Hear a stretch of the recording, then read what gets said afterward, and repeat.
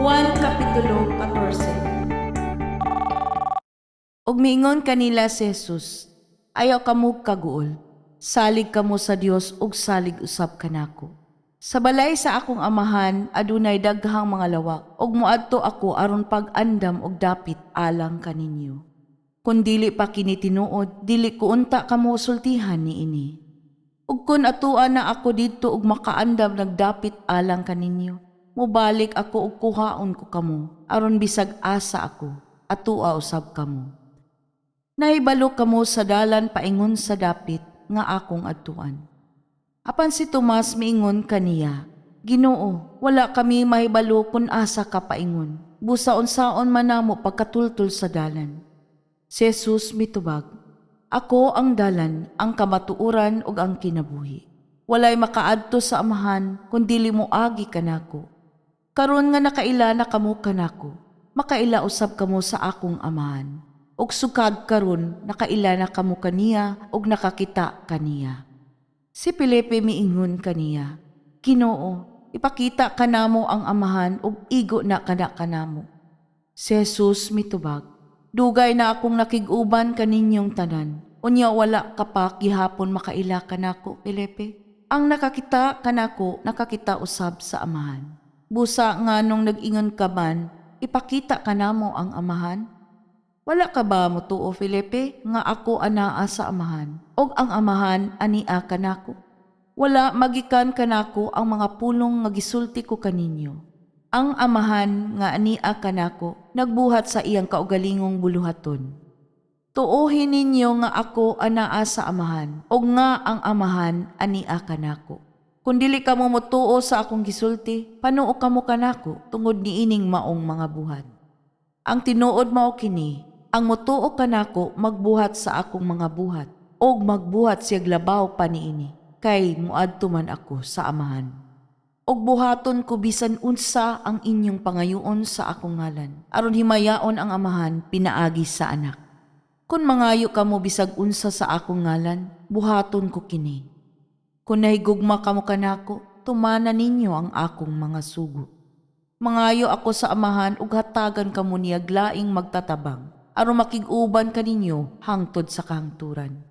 Siya mao ang espiritu sa kamatuoran. Ang kalibutan dili makahimo pagdawat kaniya, kay dili man kini makakita o makaila kaniya. Apan kamo nakaila kaniya, kay nag-uban siya ug nagpuyo diha kaninyo. Dili ko kamo biyaan nga daw mga ilong tuapos, mubalik ako kaninyo. Sa dili madugay ang kalibutan dili na makakita kanako, apan kamo makakita kanako. Og kay ako buhi man, mabuhi usab kamo.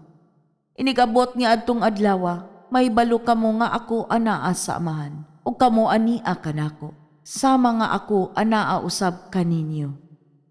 Ang modawat sa akong mga sugo ug bagtuman niini mao ang nahigugma kanako. Ang akong amahan mahigugma kaniya nga nahigugma kanako, ug ako usab mahigugma kaniya ug magpaila sa akong kaugalingon ngadto kaniya. Si Judas, dili si Judas Iscariote, miingon, Ginoo, unsa mang pagkabutanga nga kanamo mo man ipaila ang imong kaugalingon ug dili man hinuon ngadto sa katawan? Si Jesus mitubag, ang nahigugma kanako magtuman sa akong gisugo. Higugmaon siya sa akong amahan, ug ang akong amahan ug ako moanha ug magpuyo diha kaniya. Ang wala mahigugma kanako dili motuman sa akong gisugo. Ang mensahe nga inyong nadungog, dili ako akon dili iya sa amahan nga nagpadala kanako. Gisultihan ko kamo niini samtang ako uban pa kaninyo. Siya nga inyong ikauban nga mao ang Espiritu Santo nga ipadala sa amahan sa akong ngalan, magtudlo og magpahinumdum kaninyo sa tanan nga akong gisulti kaninyo. Ang kalinaw ibilin ko kaninyo. Ang akong kalinaw nga dili sama sa ikahatag sa kalibutan, ihatag ko kaninyo. Ayaw kamo kabalaka ug ayaw kahadlok. Kisultihan ko na kamo nga mobiya ako apan mobalik ako. Kung gihigugma ninyo ako, malipay kamo nga muadto ako sa amahan, kay siya labaw man kanako. Kisultihan ko kamo niini karon sa wala pa kini mahitabo, aron inig kahitabo niini, mutuo kamo. Dili na ako makigsulti kaniyog dugay kay taliabot ang nagmando ni ining kalibutana. Wala siya'y gahom nga makabuntog kanako. Apan kinahanglan nga mahibalo ang kalibutan nga naigugma ako sa amahan. Busa gibuhat ko ang tanan nga iyang gisugo kanako. Tana, manglakaw na kita.